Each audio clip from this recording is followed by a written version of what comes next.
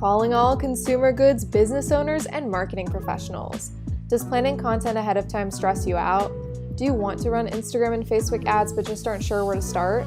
If your answer is yes and yes, then our mini course was made for you. It's 100% free and packed with essential tactics that you can implement as soon as today. To join in, visit our website at umaimarketing.com/mini-course. All right, let's get on with the pod. Welcome to the UMAI Social Circle, where we talk consumer goods marketing tips to help business owners and marketers alike grow. I'm Allison, and that's Karen. We are the co-founders of UMAI Marketing, and we're being joined here today with Caroline Fabacher, principal at Springdale Ventures, the Austin venture capital firm growing CPG brands like CC's Veggie Noodles, Mosey Baby, and FitJoy. Welcome, Caroline. Thanks for having me. I'm excited to be here.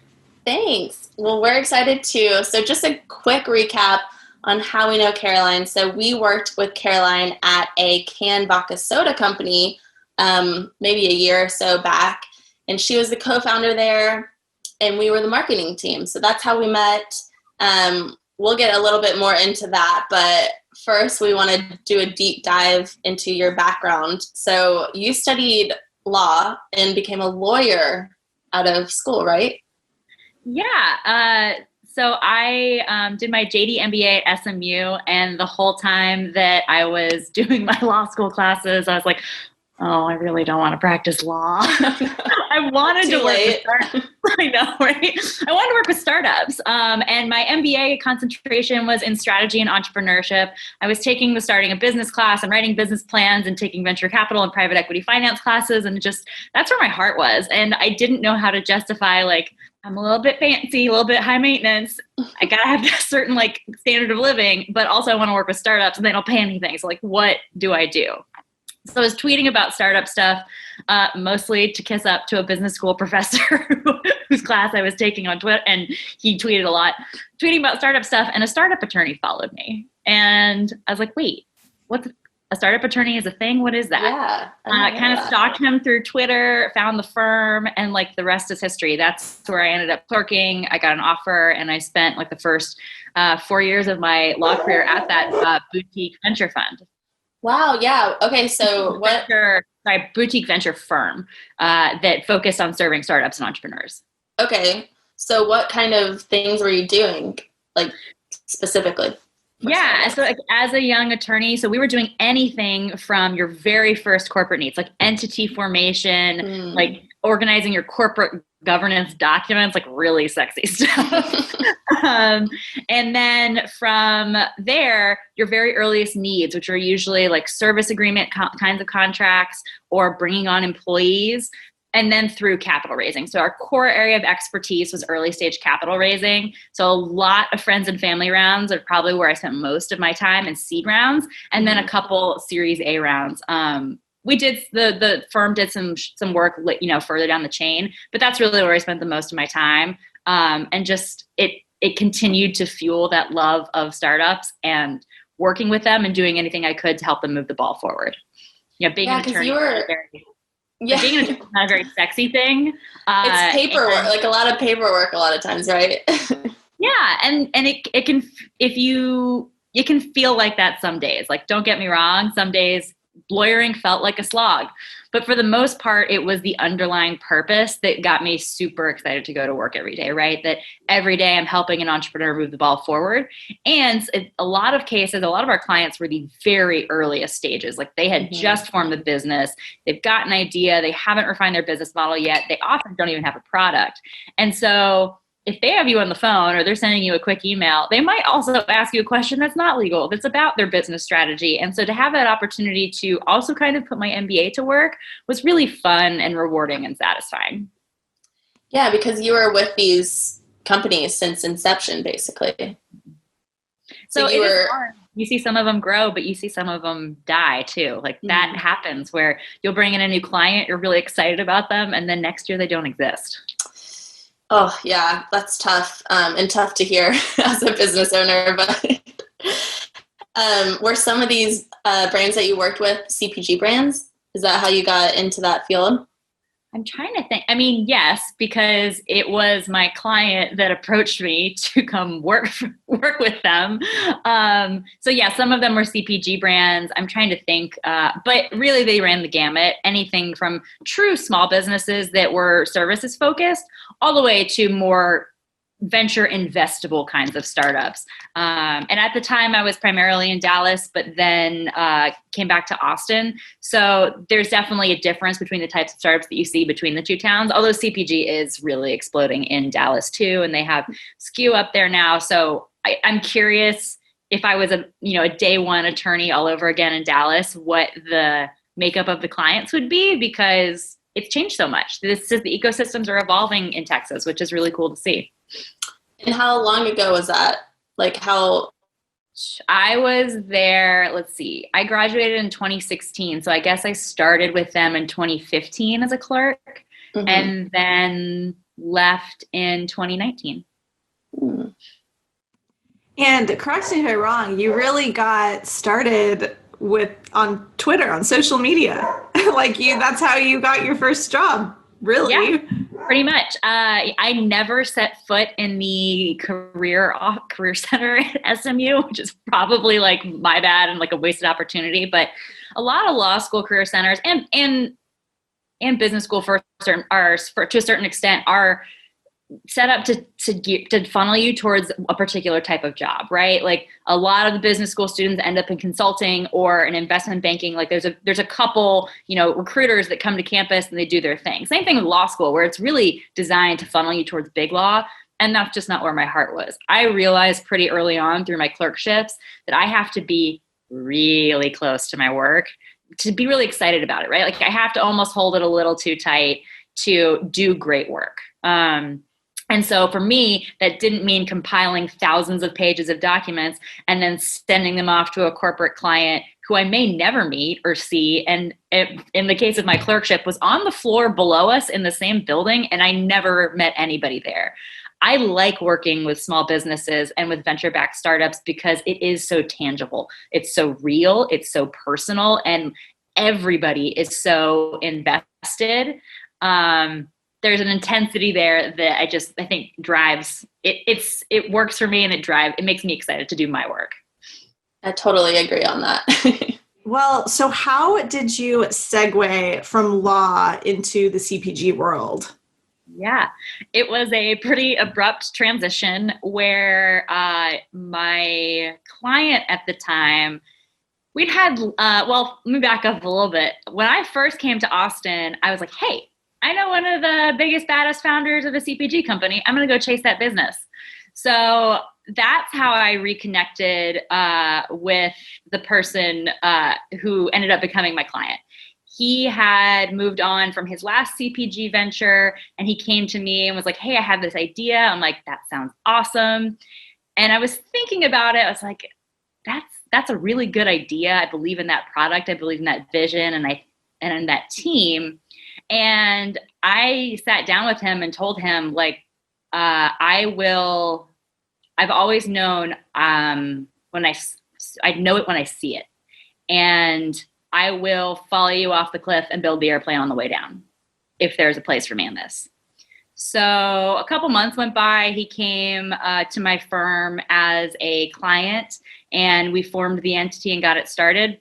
And when a little bit of time had gone by, I hadn't heard anything, he and his other partner invited me out to the distillery to sample products. So I just went out there thinking, I'm your attorney, I'm here to taste this and, just be here. And they're like, do you want to join us? And 18 hours later, I quit my job. It was a no-brainer for me. I was restless. I was ready to move on. I knew this was the opportunity, and I didn't hesitate. And coincidentally, I had a trip up to Dallas to go talk to our law clerks about business development and give them a little seminar on that. So I went up there for that, gave that lecture, and then walked into my partner's office and was like, I'm sorry, this is my notice. It was very surreal. 18 hours later, you don't hear stuff like that very often, making that big of a career jump. And that's one of the things that I knew, but that I also don't think my partners knew, that law is like very much an apprenticeship, right? Like I had mentors, I had teachers within my firm, and it's a very specific path. And if you step off of it, I don't get any credit for like what I've learned or the work I've done, like away from law and away from that desk. If I left at this point and learned all this stuff, I'm still coming back to law if everything falls apart at that same spot. So it was definitely a gamble, but like I'm okay betting on me, and I believe, in this product and the team that was being put together. Like it just made sense, so I didn't hesitate. Yeah, I really like that, because it's just like, take those exciting opportunities, don't overthink it, and just jump in, And like you said, you believe in yourself, so you could do it. And to be fair, like I don't have any other responsibilities, right? Like it's me and my dog. I don't have to feed children. I don't have a spouse. Like we're not juggling two jobs in a single household. Like I have every advantage and the flexibility to do that. So it's a combination of, yes, being ready for it, but also a little bit of luck, right? Right place, right time, and having everything else in place that you can make that move.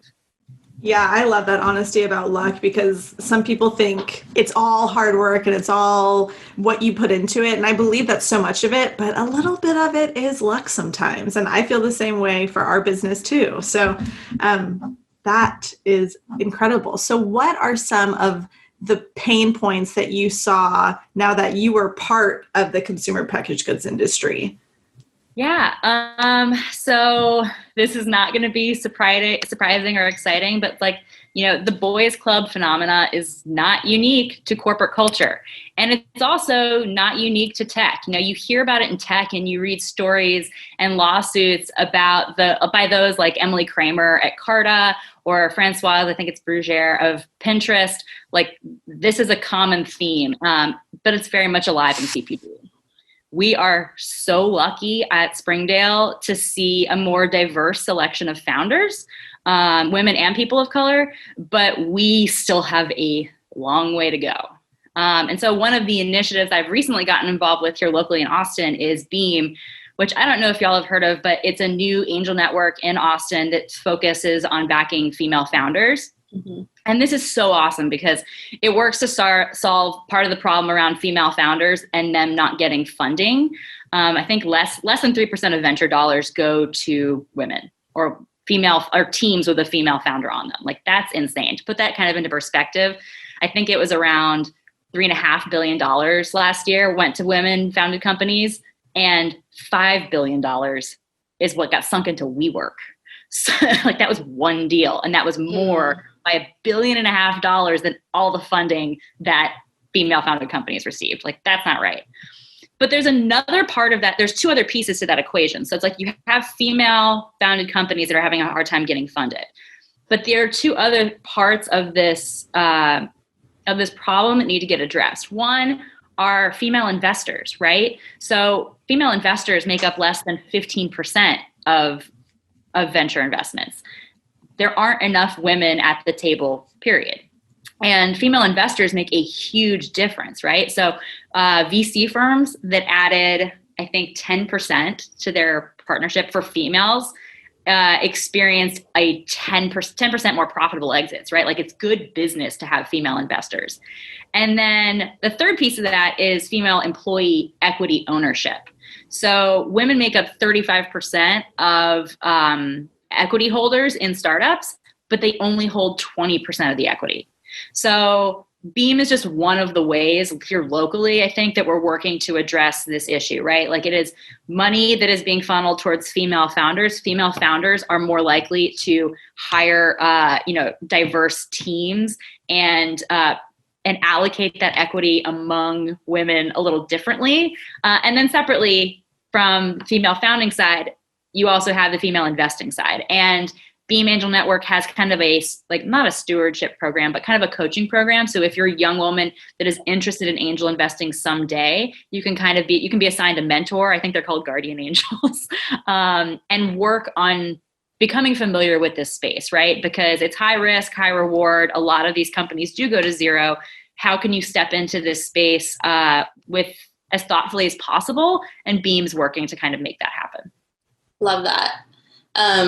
So you're saying one of the big problems is there's not enough female investors because female investors invest in female founders.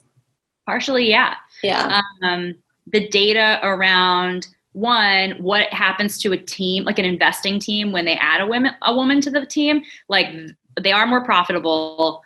The returns on the fund increase, like that's undeniable. And then separately, they also invest in more female-led companies. So what is your role with Beam? With Beam, I'm on the founding committee. So because of my legal background, I help them bring in some legal partners to support the network itself and make sure our form documents that underlie every single transaction that the network does are right and strong and within the parameters of what the organization is setting out to do and serve the investors. So kind of helping them get that set up. One of the things that will be special about Beam's documents that was also part of my CPG company and something I believe like really strongly in and I'm excited that Beam has adopted is a bad actor investor removal provision. You hear these horror stories about female founders who are propositioned or their checks are conditioned. I have an anecdote about a female founder who was sent a sexual consent form by a prospective investor. Like, you can't make this stuff up. It's insane.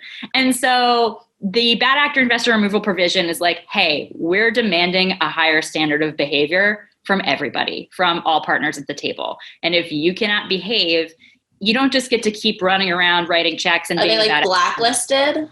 Well, so the organization will ultimately remove them. But the problem has been that companies, like these startups that take a check from an investor because they need money, have had no mechanism for removing bad actor investors. What am I supposed to do? Sit there uncomfortable with this investor that has done something that has, I don't know, come up in the news repeatedly for DUIs or spousal abuse or whatever the case may be. There isn't a way to get rid of them.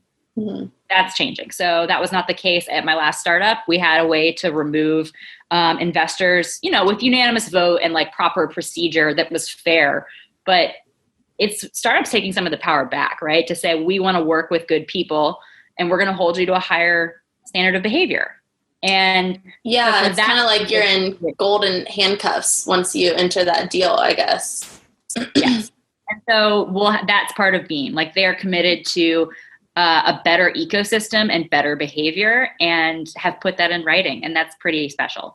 Also, I will say, as an attorney, if I was investor counsel, I would review that language and be like, don't agree to this if you can avoid it. Like, it's just a way for you to potentially lose your interest, right? I was stunned how positive the response was from the investors that we talked to with the last brand. The response was overwhelmingly positive. Like, people want to see this change. And the people who are excited about it are the kind of people that you want to do business with. So it's a really good, it has never been a problem, and I don't foresee it being one. I hope it's something that becomes more common in the startup ecosystem. Yeah, I love that they're taking control back. That's cool. And if an investor is against it or is in any way opposed to signing paperwork, like, that's not someone you want to work with in the first place. So that's really incredible. I haven't really heard a lot about the bad actor investors. Mm-hmm. And it was drafted with the help of a bunch of attorneys here locally. Like, I started it, and then I crowdsourced it from some of the best, attorneys in town who are working venture deals all the time, right? Like, what would you like to see? What makes sense? Like, what's a balance between making sure the investor is protected? It's not like, I don't know, they tweet about how much they love Trump and we're like, oh, gotta get rid of that. Like, no, we're not, that's not designed for us to comment on your political leanings or whatever it may be. If we want it to be balanced and fair. And so it has input from, local, expertise. And I'm thrilled that it was something that was kind of crowdsourced and then put back out into the ecosystem. What an awesome thing to be a part of. Let's talk more about your role as principal at Springdale Ventures. What's your day-to-day? What are you up to? Let's hear it. Yeah, a little of this, a little of that. It really depends on the day. And I joined in July, so 5 months, almost 6 months. I feel like I'm still very much getting my feet under me, but it can be everything from sourcing deal flow, review deal intake. So as the deals come in, figuring out which ones we want to take a closer look at, actually taking a closer look at them. We discuss anything that gets through the door and is pretty interesting to us as a team, which is always really fun because the perspectives are so varied. And then over to the other side, which is, fundraising. Entrepreneurs, you hear about fundraising all the time. We don't often think about the not so sexy slog of raising money for VC funds. And everybody who's raised a fund for a first time will tell you that it's probably the hardest thing they've ever done. So we closed Fund 1 in mid-November. We're officially done. And we're starting to think about Fund 2. What does that look like? Is it bigger? It will be. And then from there, because it's bigger, what do our new investors look like? Are they the same as the ones that were in Fund 1? If they're not, who else are we talking to? So working on building out that pipeline and thinking about who make the best partners, because one of the things that's really special about Springdale is that most of our investors in the fund are entrepreneurs themselves. And so we have a really deep well of talent and resources and expertise in the CPG space that we're then able to offer, when appropriate, to our portfolio companies. So if we can be picky and take money from people who are the best fit, that's awesome. But at the end of the day, all money spends the same. And there will be some investors who write checks and, just wait for their returns and we never hear from them. And they're just more passive investors. Like, both are great. But part of what makes Springdale special is that our LPs really understand CPG and the space and the brands that we're supporting. Mm-hmm. So there's a lot of mentorship involved. Yeah, so Springdale does sit on some boards. I do not sit on any yet because I'm, new to the team and a principal. And but yes, there is a lot of mentorship. Like, we are very accessible to our portfolio companies, to the executive teams there. Like, we want them to call on us when they need us. Often, though, it's like I can't even. I'd like to take credit for this, but sometimes the best source of mentorship for our portfolio companies are our other portfolio companies. So they're able to all learn from each other, and watching them connect those dots and get excited about meeting each other and learning from each other is really rewarding, even though we really have nothing to do with it. It's just exciting, right? Like, you feel the energy, you see these light bulbs go off, and then they're off and running to conquer their next hurdle. That's awesome. Yeah, we have a client now who just closed a round from CPG founders that have sold. And it's just like that effect of just like, I killed it on this brand, I'm just going to keep killing it. And it's just like a snowball. I feel like there's no stopping you at that point. Yeah, it's great. It's exciting to see, right? So what does your firm look for in an investable CPG brand? Yeah, so we have a couple key parameters that are like, I guess they're gatekeepers, right? Like, it's the threshold for a deal that we'll look at. And that's generally at least $1 million in revenue, and not monthly recurring. I'm saying like you've got $1 million in revenue, because that says to us, you have customers, you have an established brand, you have a viable product, there is something there. So we invest in Series C and Series A deals, and you're typically a digitally native brand, but that's not a hard requirement, because obviously we have brands like Canteen and Beatbox. Like, liquor brands aren't digitally native. Like, it's not possible. That's not how it works. And a lot of our food and beverage stuff, is obviously outside that. Digitally native CPG brand with at least $1 million in revenue. That's like the quick and dirty summary.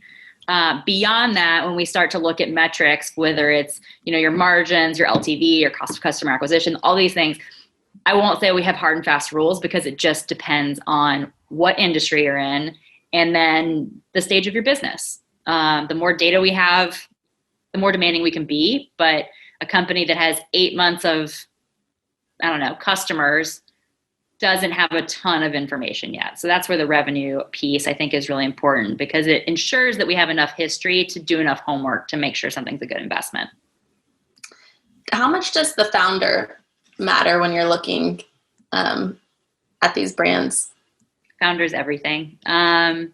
It's great. I mean, great ideas are everywhere. Like, I don't care how good your idea is. Can you execute it?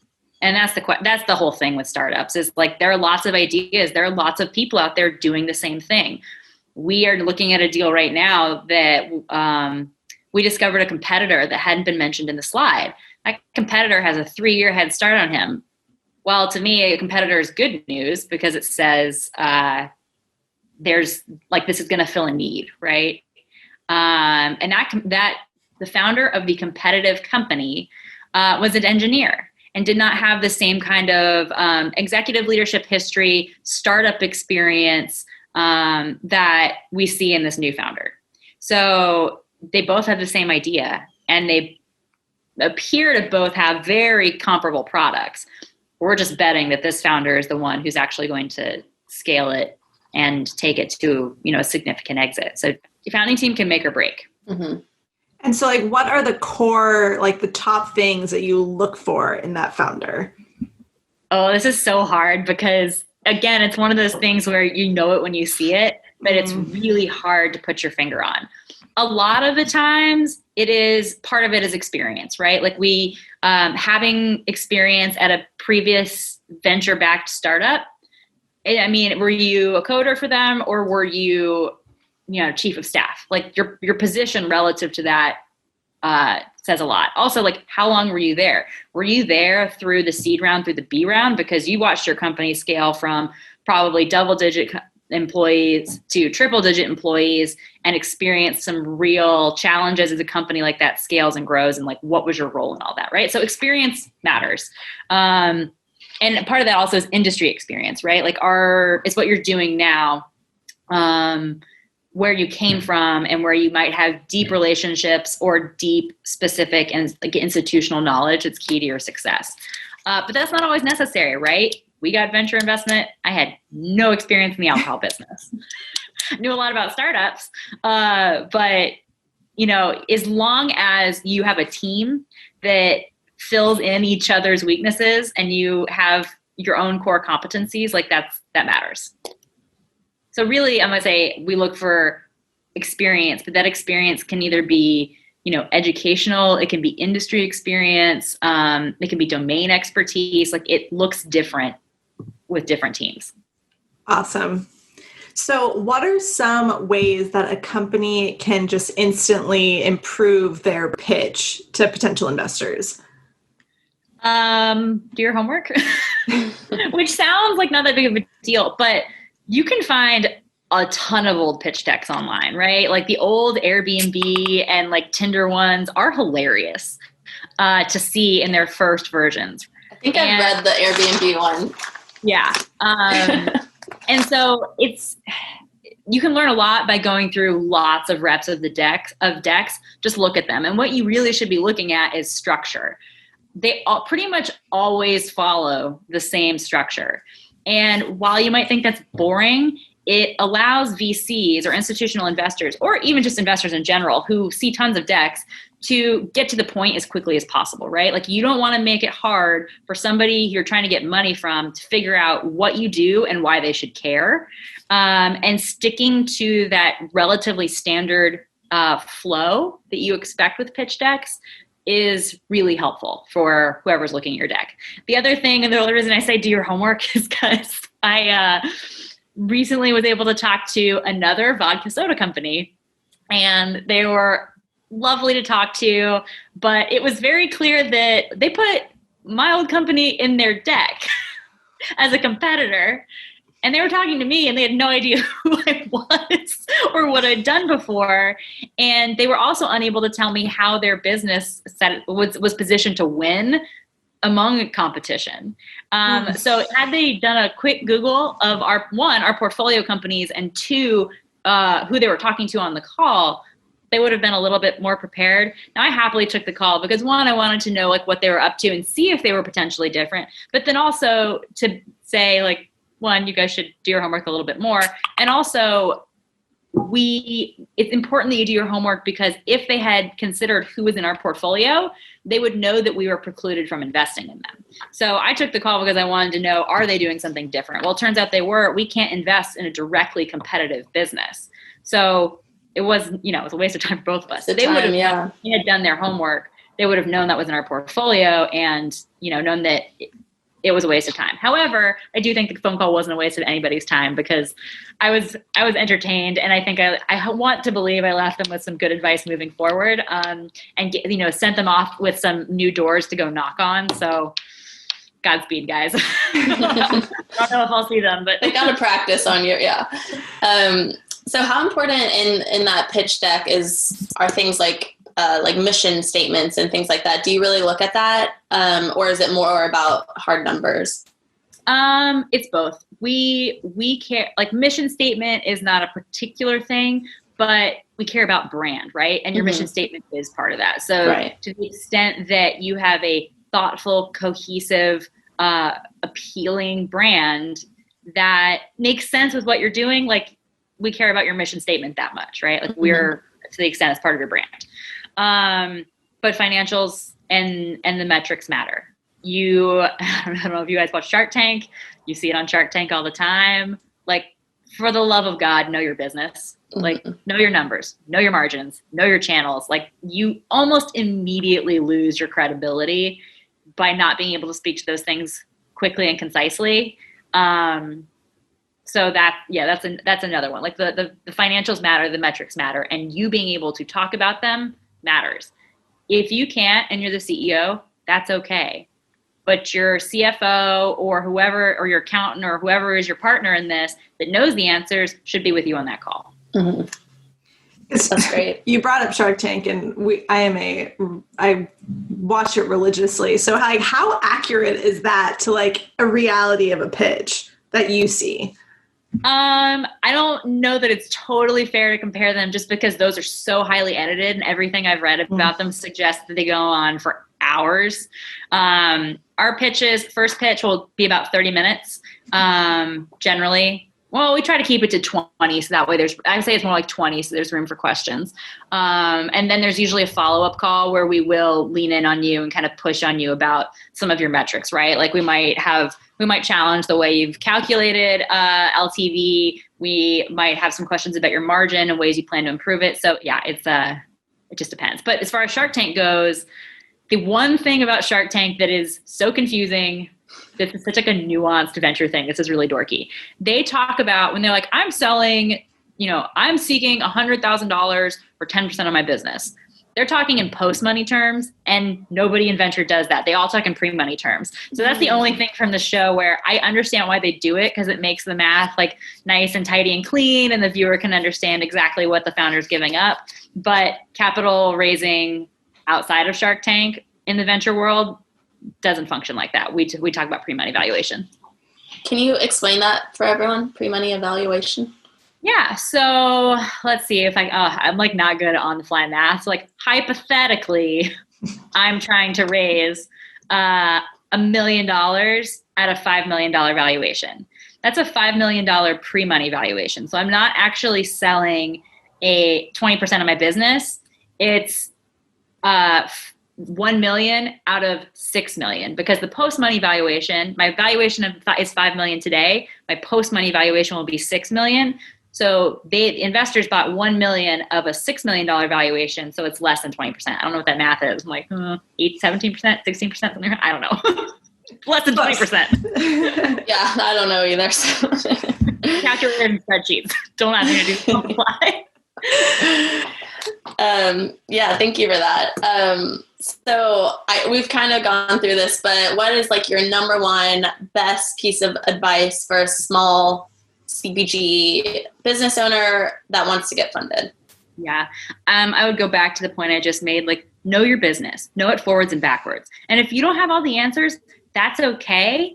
But have somebody with you who at least can speak to the financials if that's not your, if that's not your core competency. That's okay. You immediately undermine your credibility when you start fumbling around with some of your basics, like margins and your channels. And like, it just, I'm not saying you're dead in the water, but it's really hard to come back from that. Right. And as early stage startup entrepreneurs, you shall be eat, sleep, breathing your business. It's a little worrisome if you don't know it. You don't have to know everything about your business, but your team should. Yeah. And that kind of brings us to something that I wanted to ask you because, you know, when you are in the startup or entrepreneurial stage, you're working nonstop. And I know that you're a hustler as well, but I feel like you have a really nice grasp on work-life balance. So just kind of give a little mentorship. How important do you think is work-life balance for anyone? I mean, I'm a big believer in hard work. I think that that's what separates good from great, right? Is like who's willing to study a little longer, push a little harder, network a little bit more effectively. Like hard work matters. But I felt this way about law, where you have billable hours and quotas. I felt this way, and I felt this way in a startup, and I feel this way about my career in general. Like, it is a black hole, and it will take as much as you give it and still need more. So it is up to you to draw the boundaries and the lines and like find that balance.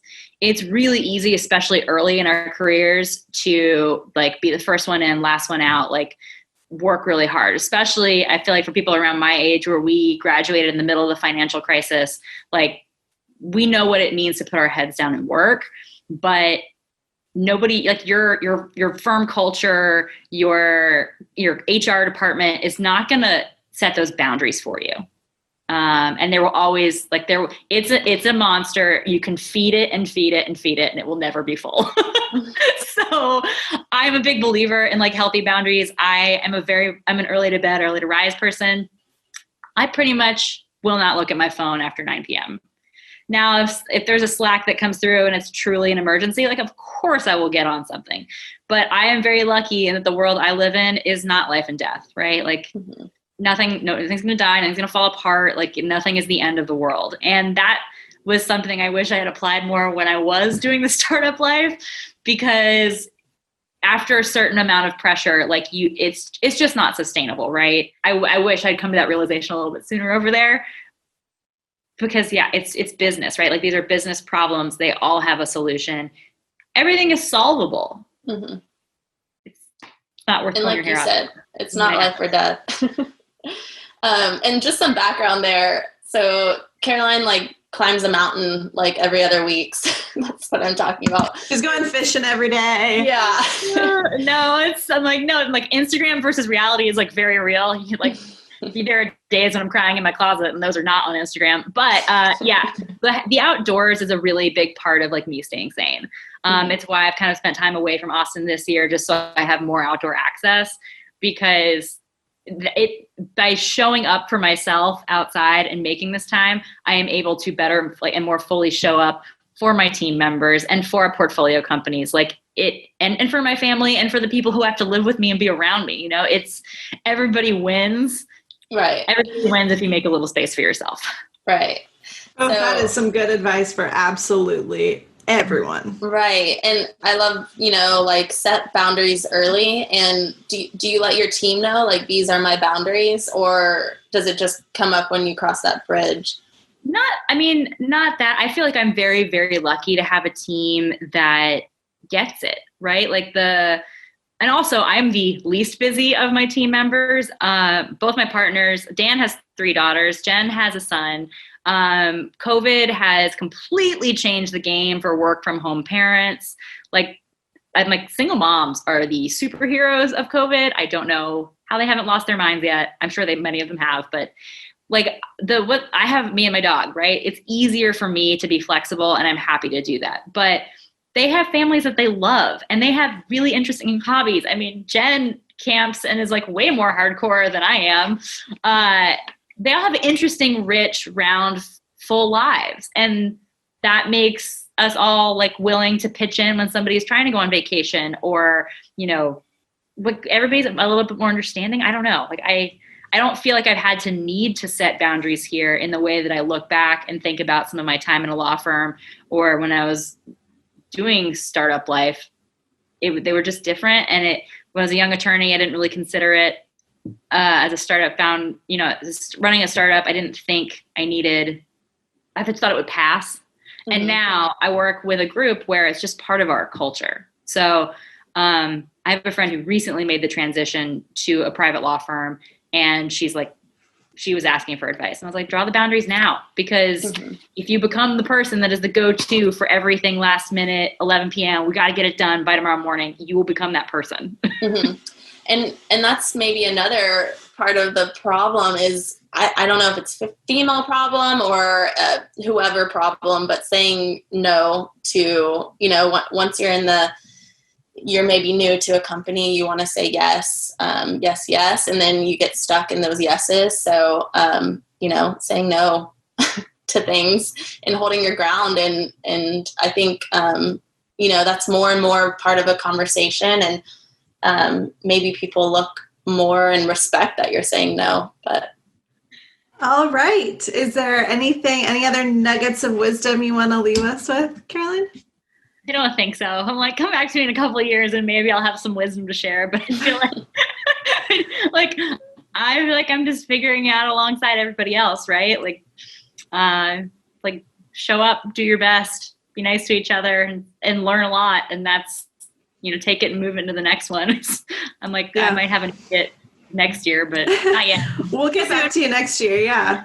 But you have left, you've given us so many good pieces of advice for CPG owners that are even dreaming about investments. A lot of people that are going to be listening are people that have nowhere near $1 million in revenue right now. So I think that this is a good inspirational step that they can really aspire to. So is there anything you'd like to leave the audience with, whether it's a call to action, a final statement, anything like that? Well, I guess for the women who are thinking about starting a business or who are thinking about jumping into a startup, do it.